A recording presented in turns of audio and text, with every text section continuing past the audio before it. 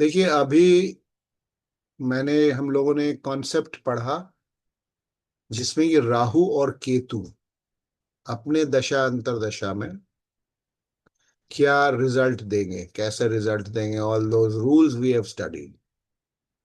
अभी आप लोगों को एक रूल मैं पढ़ाने जा रहा हूं जो कि आपको किसी भी केपी की किताब में नहीं मिलेगा, केपी की नॉर्मल किताबों में नहीं मिलेगा। ये रूल आपको मिलेगा सीआईएल की किताब में, खुल्लर साहब की जो सीआईएल की किताब है उसमें मिलेगा। Because I found that this rule works, although I don't follow CIL. कस्पल इंटरलिंक्स में नहीं फॉलो करता हूँ, लेकिन जो उन्होंने एक रूल रिसर्च करके अपना उसको इम्प्लीमेंट करके एम्पिरिकल रिसर्च करके देखा, आई found that that rule works. अभी तक हमने पढ़ा राहु और केतु कैसे रिजल्ट देंगे। अब हम क्या पढ़ने जा रहे हैं? Role of planets in the star और sub of Rahu and Ketu. कोई भी ग्रह राहु और केतु के वो नक्षत्र में बैठा हो या राहु और केतु के सब में बैठा हो, यानी कि कोई भी ग्रह जिसका नक्षत्र स्वामी राहु है और कोई भी ग्रह जिसका सबलॉर्ड राहु है, या कोई भी ग्रह जिसका नक्षत्र स्वामी केतु है या सबलॉर्ड केतु है, वो रिजल्ट कैसे देगा। बिसाइड्स इट्स अदर रिजल्ट्स, कोई भी ग्रह कैसे रिजल्ट देगा वो हमने पढ़ लिया है। लेकिन special results, their results related to Rahu and Ketu, इसके क्या रूल्स हैं वो हम पढ़ेंगे। और इसको एग्जाम्पल के साथ मैं अभी अगर समझाऊंगा तो आप लोग समझ नहीं पाएंगे, तो एग्जाम्पल के साथ हम बाद में समझाएंगे आपको। अभी सिर्फ रूल को समझ लीजिए आप। देखिए, अंग्रेजी में एनी प्लैनेट सिटिंग, एक एक वर्ड को सुनिएगा। Any planet sitting in the star, that is in the nakshatra और सब ऑफ राहु और Ketu, is as good as if it is in the star or sub of the planets which Rahu and Ketu represent.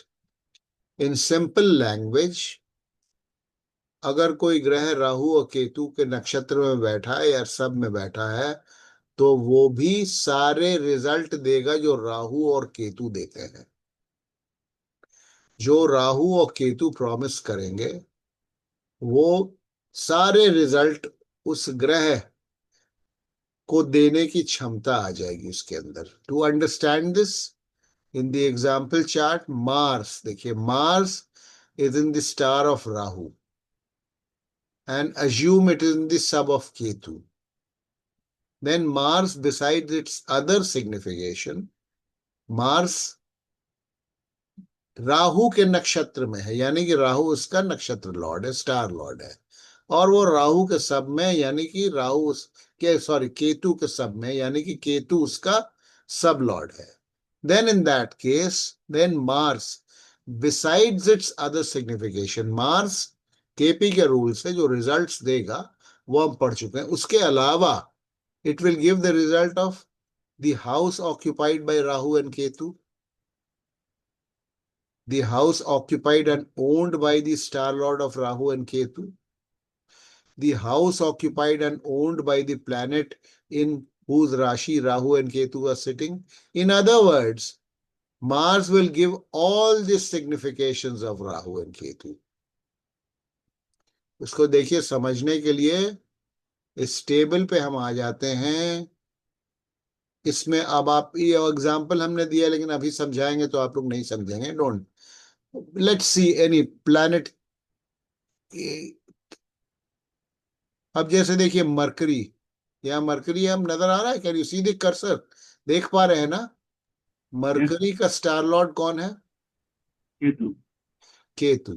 तो mercury अपने दशा अंतरदशा में जो भी केतु के significations हैं, जो भी केतु के सिग्निफिकेशंस है, वो सारे के मरकरी अपने दशा अंतरदशा में केतु के सिग्निफिकेशंस को वो डिलीवर करेगा। ठीक है, ये एग्जाम्पल से हमने समझाया है, लेकिन अभी समझाएंगे तो it will be premature, we'll come to that. ये एग्जाम्पल फिर केस स्टडी में जब हम देखेंगे divorce and seventh customer sub lord, उसमें मैं समझा दूंगा। ठीक है, सिंपली पुट, कोई भी ग्रह अगर राहु और केतु के नक्षत्र में बैठा है या राहु केतु उसके सबलॉर्ड बनते हैं, तो वो ग्रह अपने दशा अंतरदशा में अपने पीरियड में राहु और केतु का सारा रिजल्ट वो देगा। इसके एग्जाम्पल्स हैं मेरे पास, लाइव एग्जाम्पल्स हैं, वो मैं बाद में आप लोगों को समझाऊंगा। अभी समझाऊंगा तो आप लोग नहीं समझ में पाएंगे, because we have not yet started predictions proper.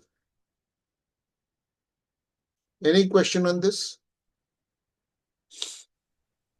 Sir, will it be the same even if Rahu is sitting or the sub is also Rahu? वो तो फिर तो राहु अपना ही रिजल्ट देगा ना। वो तो आप, we are talking about any, वो तो Rahu in the sub of Rahu will give its own results, में कोई चेंज नहीं होगा।